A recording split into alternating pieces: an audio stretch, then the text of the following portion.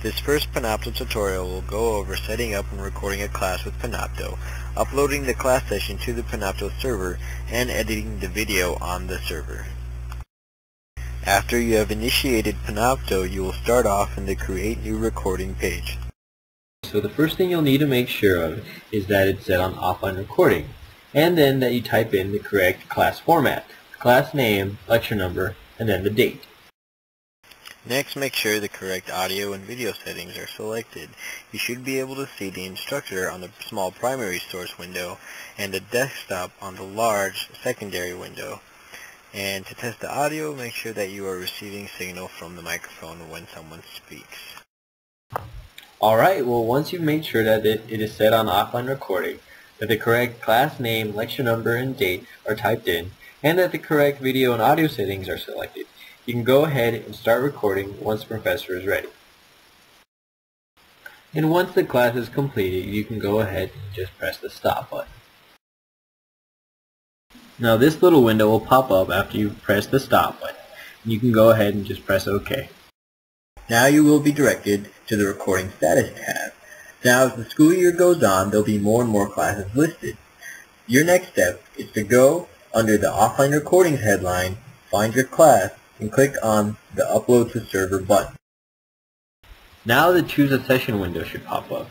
It contains all the different classes in which you can upload a session to. Now you'll need to scroll down and find your class for the correct semester and select the Add New Session button. The class box will then expand, and now you select the Upload to New Session button. After the Upload to New Session button has been selected, your class recording will progress through a series of uploading procedures. It will then end under the Upload Recordings headline. Now we'll see how to edit a video on the Panopto server.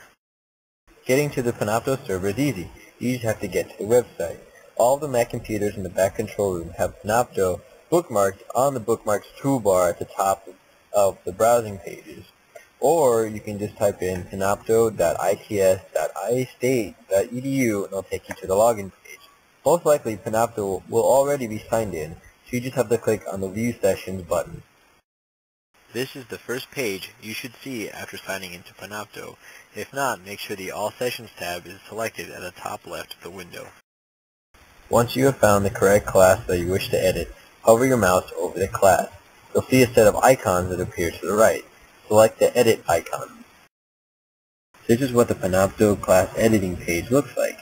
All of your editing tools will be located at the bottom right of the class session timeline. To jump around the video to find where your class begins, you can click anywhere within the middle of the timeline.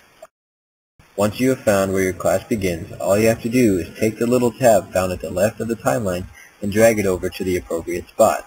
You can do the exact same thing to cut off the end of the lecture as well.